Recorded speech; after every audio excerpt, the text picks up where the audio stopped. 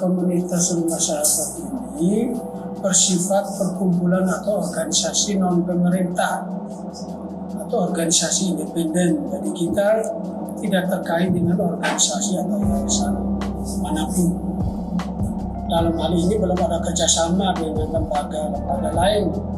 Yang terjadi ini baru kerjasama dalam bidang karya, yaitu dalam hal kita pentas seni. Dalam hal ini seni musik. Itu sekilas mengenai Komunitas Sahabat Indonesia. Kalau boleh tahu, bagaimana awal mula komunitas rumah ini bisa terbentuk, Pak? Yang pertama, komunitas ini terbentuk. Yang pertama kita lihat dulu latar belakang sejarahnya. Ya, sejarahnya ini saya kan lama di yayasan yang memang mereka sangat konsisten untuk menampung, membina, merawat para kaum disabilitas dan anak-anak terlantar pada umumnya.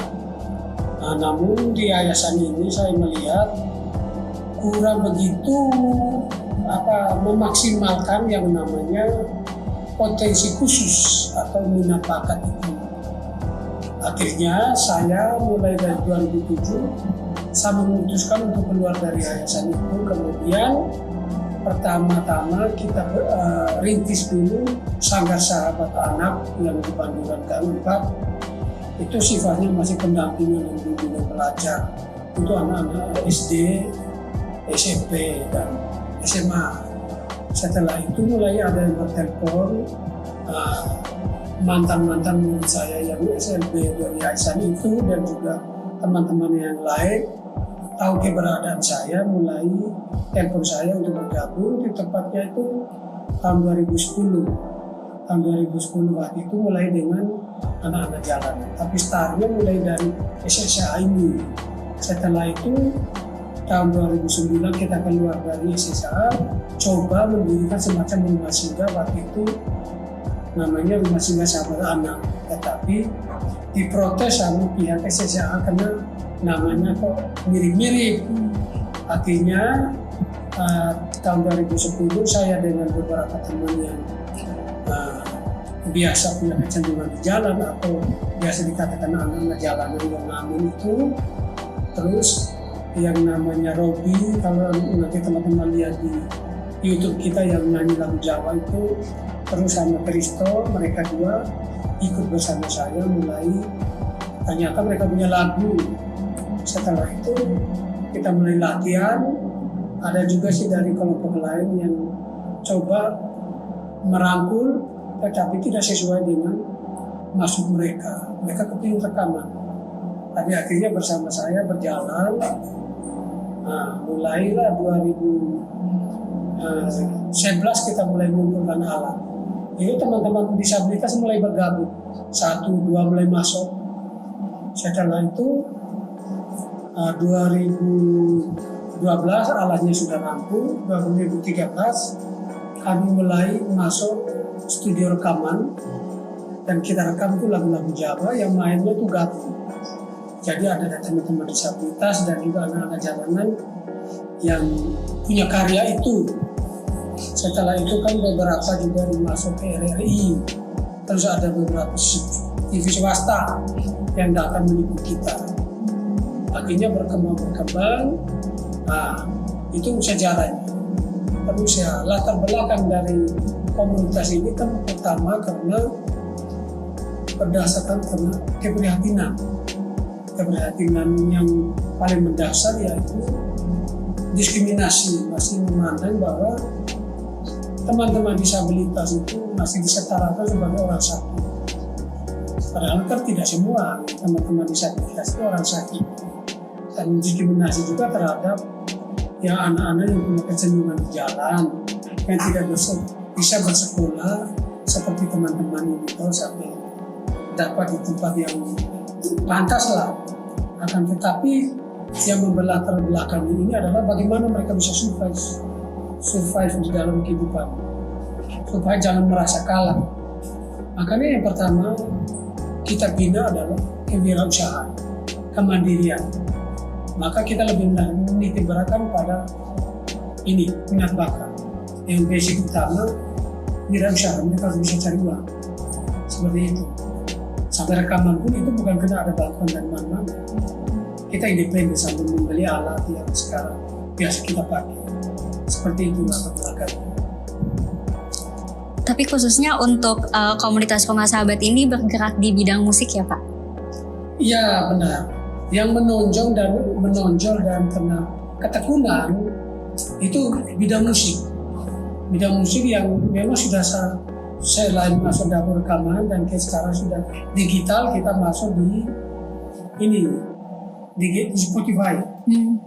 Spotify dan ya apa namanya medsos kita itu kan dikelola juga oleh teman-teman dari humanistik, teman-teman humanistik, terus sama Sosma dari Brawijaya membantu kita untuk berkolaborasi dengan band-band lokal, dan juga sempat beberapa kali kita dikolaborasikan dengan band-band dari ibu kota.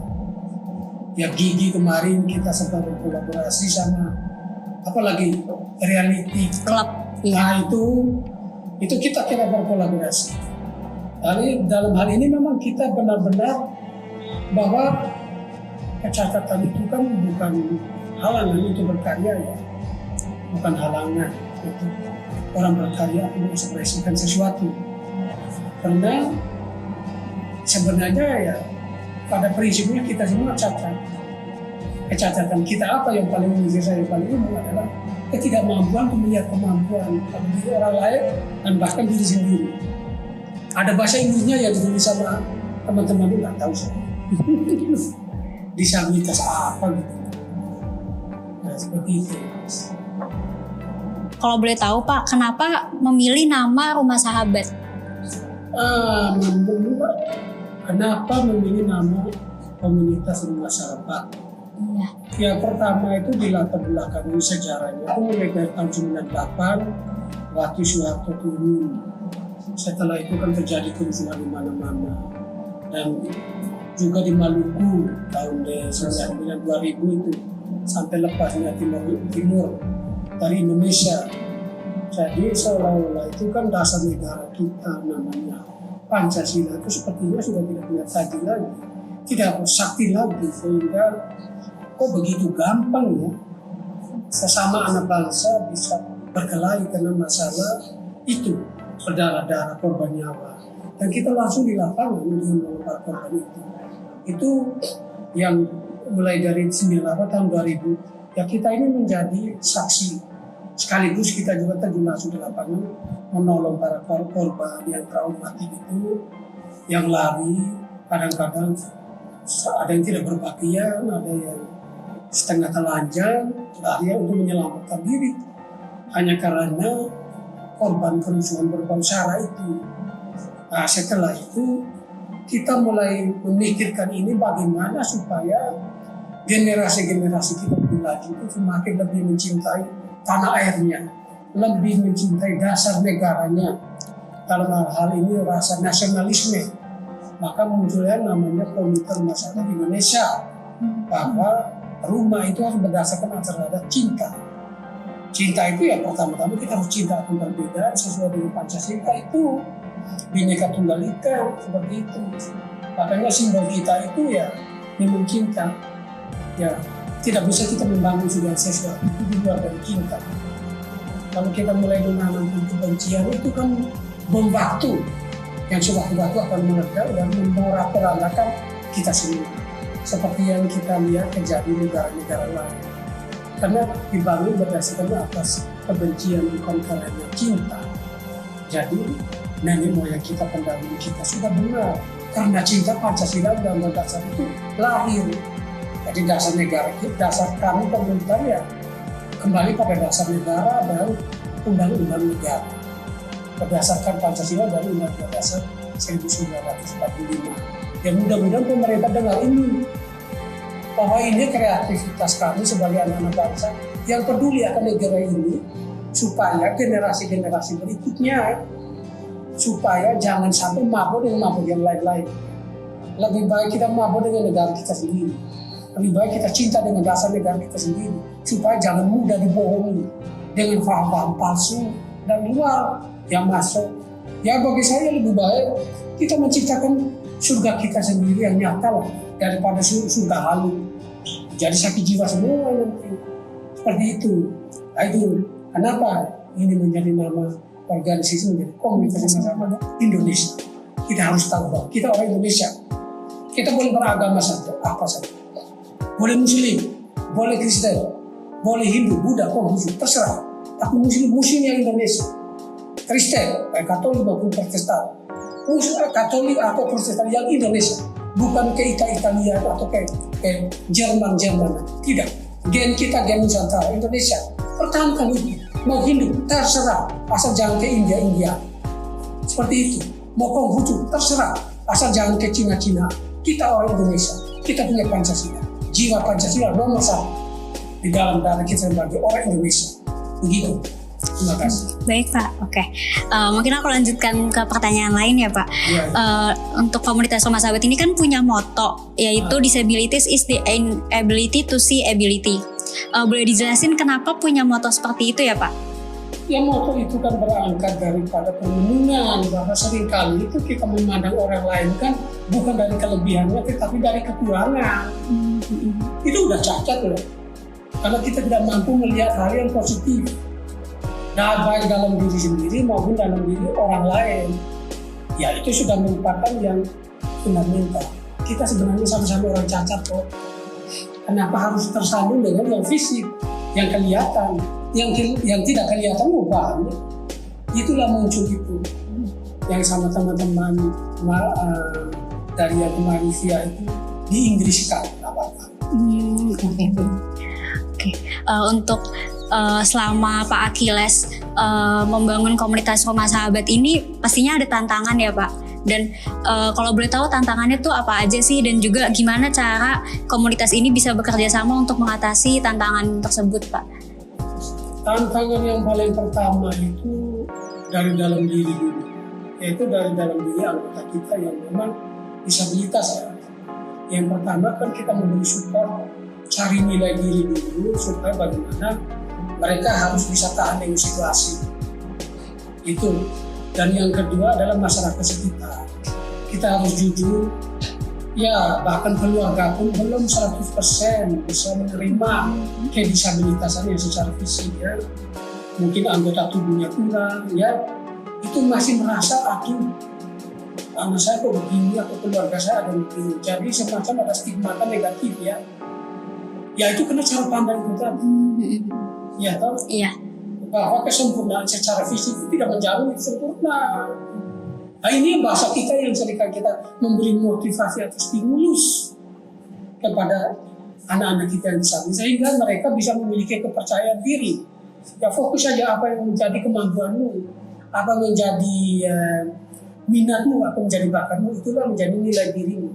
Dan nilai diri ini diglorifikasikan terus menerus bahwa kamu juga punya sesuatu yang perlu dibanggakan. Di sisi lain walaupun kamu punya kekurangan, kamu punya kelebihan yang perlu ditonjolkan sehingga bahwa kamu pun berarti bukan hanya untuk diri sendiri dan juga untuk orang lain.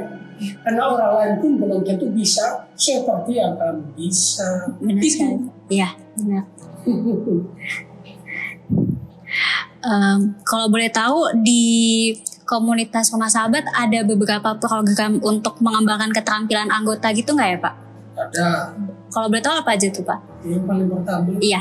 Wirausaha. Wirausaha yang tadi ya? Iya, dagang itu memang dasar. Karena kita tidak mau menggunakan apapun yang menjadi kekurangan sebagai alasan untuk kita minta belas kasihan pada orang. Walaupun kadang-kadang karena stigmata itu belum bisa terhapus, seringkali orang masih memandang ini cari belas kasihan, tidak apa-apa. Yang jelas bahwa kita punya produk yang kita jual, kita tidak tangan kosong atau kotak kosong, dan kita juga tidak ngamen, istilahnya ngamen yang liar pada umumnya. Kita cari panggung resmi, seperti itu. Kalau misalkan kita lihat nih dari Instagramnya komunitas Rumah Sahabat, di situ kan ada bandnya sendiri ya. Nah, dan bandnya kan juga sering manggung di berbagai event nih. Proses latihan teman-teman band ini gimana ya Pak? Kalau cara proses latihan pertama itu kita mulainya ya hampir sama dengan kita melatih bola. Kiper dulu yang dilatih, back dulu yang dilatih. Jadi kan kita satu-satu dulu latih, mulai dari vokal kita latihan satu-satu dulu. Mantapkan dulu satu-satu, baru kita latihan gabung. Kalau umpama di rumah kena tidak bisa karena nanti suara berisik, ganggu tetangga kiri kanan, kita cari studio. Itu prosesnya untuk menggembleng, untuk melatih. Untuk latihan itu berarti pendanaan semua dari komunitas sendiri ya? Kita cari sendiri. Dari wirausaha tadi ya? Dari wirausaha. Untuk kedepannya nih Pak, rencana komunitas Rumah Sahabat seperti apa ya Pak? Yang pertama-tama ini kami tetap harus punya tempat tinggal tetap ini. Ya untuk ini menjadi peran bagi kami. Dalam hal ini Rumah Sahabat harus punya peran. Kita perlu dibantu soal tempat tinggal. Karena wirausaha kita ya memang dipandang belum cukup. Karena putra putri kami kan juga sebagian kan akan berkeluarga. Ada yang sudah punya anak. Otomatis untuk menghimpun dana untuk bisa memiliki markas sendiri atau rumah sendiri, kita masih belum mampu. Karena kan dari wirausaha mereka kan berganti-ganti dengan mereka punya putra putri yang sekolah. Seperti itu. Ini kami memang dalam hal ini memang betul-betul bahwa kami harus bantu. Karena itu memang di luar kapasitas kami, di luar kekuatan kami. Seperti itu. Dan itu yang paling penting juga ya Pak. Kalau untuk rencana lainnya apakah ada ya Pak? Ya, pada prinsipnya itu semua melihat bahwa kita mau kembang. Tapi sekarang kan terbentuk karena kita belum punya tempat sendiri, masih kontrak, otomatis ya kita pasti akan berbentuk program dengan yang punya rumah. Kita membuat program itu kan belum tentu yang punya rumah setuju. Itu kendala utama buat kita. Seperti itu. Yang pada prinsipnya membakat apa saja kita kembangkan orangnya sungguh dan serius. Oke, baik. Terima kasih ya Pak Achilles atas kesempatan dan waktunya sudah mau hadir di konten TEDx Universitas Brawijaya hari ini. Dan untuk teman-teman semua, mungkin sudah cukup mengenal tentang komunitas Rumah Sahabat dan kalian juga bisa cek Instagram komunitas Rumah Sahabat ya Pak. Oke, sekian. Bye-bye. Kita membuat program itu belum tentu yang punya rumah setuju. Itu kendala utama buat kita.